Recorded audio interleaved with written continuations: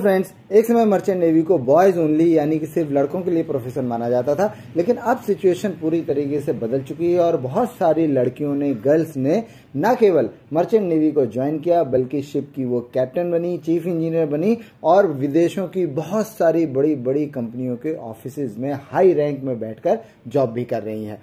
चाहे आप इसमें कैप्टन राधिका मेनन का एग्जाम्पल लें जो कि भारत की पहली फीमेल कैप्टन है, या फिर आप मिसेस सोनाली बनर्जी का नाम लें जो कि एशिया की फर्स्ट लेडी मरीन इंजीनियर हैं। दोनों ने ही अपने करियर में बहुत आगे तक बढ़ी और उनके बाद बहुत सारी लड़कियों ने मर्चेंट नेवी को ज्वाइन किया और अच्छी अच्छी रैंक्स तक पहुंची। वैसे तो आप जानते ही हैं कि मर्चेंट नेवी एक बहुत ही अच्छा करियर है और गर्ल्स के लिए भी ये उतना ही अच्छा करियर है, लेकिन लोगों की इसकी जानकारी बहुत कम है। तो चलिए अपने इस वीडियो में आपको बताते हैं कि गर्ल्स के लिए मर्चेंट नेवी में क्या क्या अपॉर्चुनिटीज हैं, उनको क्या कोर्स करना चाहिए और कौन सा डिपार्टमेंट ज्वाइन करना चाहिए जिससे कि वो अच्छी रैंक तक, अच्छी पोस्ट तक आराम से पहुंच सकें। आगे बढ़ने से पहले मैं आपसे रिक्वेस्ट करूंगा कि आप हमारे चैनल को जरूर सब्सक्राइब करें। मर्चेंट नेवी से रिलेटेड जानकारी देने वाला हमारा चैनल सबसे ऑथेंटिक और सही जानकारी देने वाला चैनल है, और साथ में आप हमारे टेलीग्राम चैनल को ज्वाइन करना बिल्कुल भी ना भूलें जिसकी लिंक हमने डिस्क्रिप्शन में दी हुई है, क्योंकि मर्चेंट नेवी से रिलेटेड अपडेटेड जानकारियां हम उसमें देते रहते हैं और कभी कभी आपको वीडियो कॉन्फ्रेंसिंग के जरिए ब्रीफिंग भी देते रहते हैं। आप हमारा टेलीग्राम चैनल ज्वाइन करना बिल्कुल भी ना भूलें। मर्चेंट नेवी एक बहुत ही अच्छा करियर है और यहाँ पर गर्ल्स के लिए बहुत ज्यादा अपॉर्चुनिटीज हैं। तो चलिए हम डिस्कस करते हैं उन फैक्टर्स को जिनको कि हर एक गर्ल कैंडिडेट को अपने दिमाग में रखना चाहिए जब भी वो मर्चेंट नेवी में अपना करियर बनाने के बारे में सोचे। गर्ल्स के लिए करियर ऑप्शन डिसाइड करते समय जो पहला इश्यू आता है वो है सेफ्टी और सिक्योरिटी का। तो मैं आपको बहुत क्लियर शब्दों में बता दूं कि मर्चेंट नेवी में सेफ्टी और सिक्योरिटी को लेकर के कोई भी इश्यू नहीं है। वहां पर जो वर्किंग एनवायरनमेंट होता है गर्ल्स के लिए बहुत ही सेफ होता है।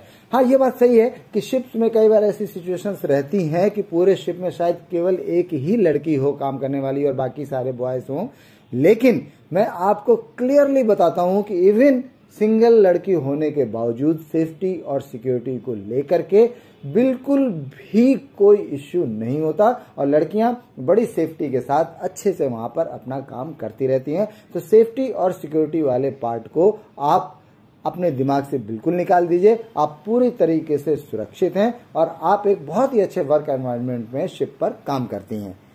बात आती है कि शिप्स के जॉब में आपको किस रैंक के जॉब्स कंसीडर करना चाहिए या किस रैंक पर आपको ज्वाइन करना चाहिए। तो मर्चेंट नेवी के शिप्स में आप जानते ही होंगे कि ऑफिसर कैटेगरी के जॉब्स भी होते हैं और नॉन ऑफिसर कैटेगरी यानी कि क्रू कैटेगरी के जॉब्स भी होते हैं। शिप के क्रू कैटेगरी के या नॉन ऑफिसर कैटेगरी के जो जॉब्स होते हैं वो ज्यादातर मसल पावर रिलेटेड यानी कि हार्ड वर्किंग जॉब्स होते हैं। कामों को करने के लिए आपको फिजिकल स्ट्रेंथ की ज्यादा जरूरत होती है और हार्ड वर्क भी काफी होता है, इसलिए जो नॉन ऑफिसर कैटेगरी के जॉब्स हैं वो गर्ल्स के लिए सुइटेबल नहीं रहते। दूसरी चीज ये है कि शिप पे जो रहने का एरिया होता है वो नॉन ऑफिसर कैटेगरी के एरियाज में उतनी प्राइवेसी भी नहीं रहती है। कई बार तो कॉमन टॉयलेट्स भी रहते हैं जहां पर उनको अपना टॉयलेट शेयर करना पड़ता है, क्योंकि गर्ल्स को थोड़ा बहुत प्राइवेसी चाहिए होती है। तो क्रू कैटेगरी के जॉब्स उनके लिए उतने अच्छे नहीं रहेंगे। तो अगर आप मर्चेंट नेवी ज्वाइन करने का सोच रहे हैं तो हमेशा ऑफिसर कैटेगरी में ज्वाइन करने का सोचिए, नॉन ऑफिसर कैटेगरी यानी कि क्रू कैटेगरी में ज्वाइन करने का मत सोचिए। इंडिया में आज तक जितनी भी लड़कियों ने मर्चेंट नेवी को ज्वाइन किया है सारी की सारी ने ऑफिसर कैटेगरी में ही ज्वाइन किया है। नॉन ऑफिसर कैटेगरी में आज तक किसी ने भी ज्वाइन नहीं किया है। दूसरी बात आती है कि ऑफिसर कैटेगरी में आप ज्वाइन तो करना चाहते हैं, लेकिन कौन सा डिपार्टमेंट ज्वाइन करना चाहिए। तो शिप पर दो डिपार्टमेंट होते हैं, पहला इंजन डिपार्टमेंट और दूसरा डेक डिपार्टमेंट। वैसे तो डेक डिपार्टमेंट और इंजन डिपार्टमेंट में सैलरी, प्रमोशन, रैंक्स वगैरह सब सेम ही रहते हैं, फैसिलिटीज भी सेम रहती हैं, लेकिन जब जॉब की बात आती है तो इंजन रूम में जॉब करने में काफी कठिनाई होती है, क्योंकि ये काफी हार्ड वर्क होता है। आपको बहुत बड़ी बड़ी मशीनरीज में काम करना पड़ता है। रूम का टेम्परेचर बहुत हाई रहता है, आपको ऑयल एंड ग्रीस में काम करना रहता है और साथ में वहां पर नॉइस भी बहुत ज्यादा रहती है, क्योंकि एटलीस्ट जूनियर रैंक्स में आपको अपने हाथ से काम करना है। तो as an engineer up to junior rank आपको काफी हार्ड वर्क करना पड़ेगा।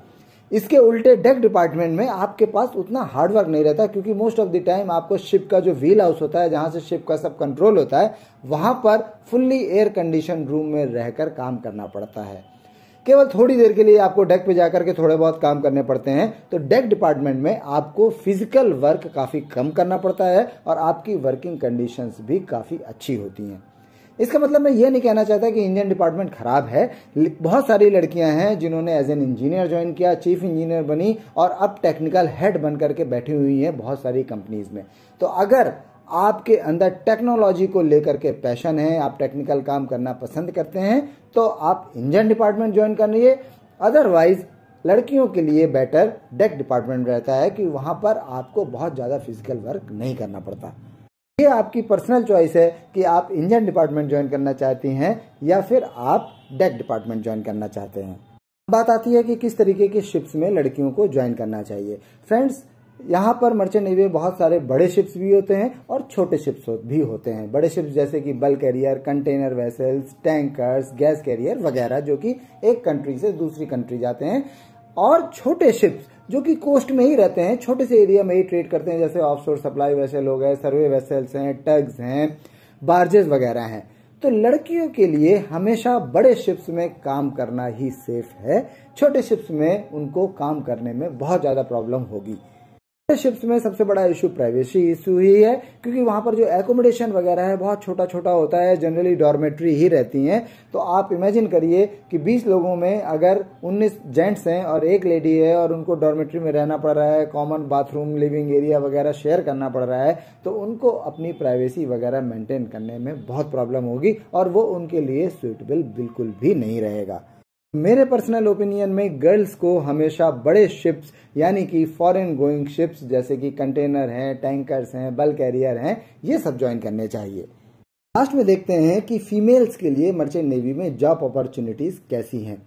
तो दोस्तों, पिछले कई सालों से बहुत सारी कंपनीज हैं, जो ऑर्गेनाइजेशंस हैं, जैसे कि इंटरनेशनल मैरीटाइम ऑर्गेनाइजेशन है, इंडिया की जो शिपिंग मिनिस्ट्री है, ये सब चाह रहे हैं कि किसी भी तरीके से गर्ल्स के पार्टिसिपेशन को बढ़ाया जाए। सारे गवर्नमेंट ऑर्गेनाइजेशंस भी गर्ल्स को बहुत ज्यादा एनकरेज कर रहे हैं और बहुत सारी कंपनीज भी गर्ल्स को लेने में ज्यादा प्रेफरेंस दे रही हैं। तो प्रेजेंट सिचुएशन ये है कि अगर लड़कियां मरीन इंजीनियरिंग या फिर diploma in nautical science course वगैरह करने जाती हैं तो उनको जॉब बड़ी आसानी से मिल जाता है बॉयज के मुकाबले।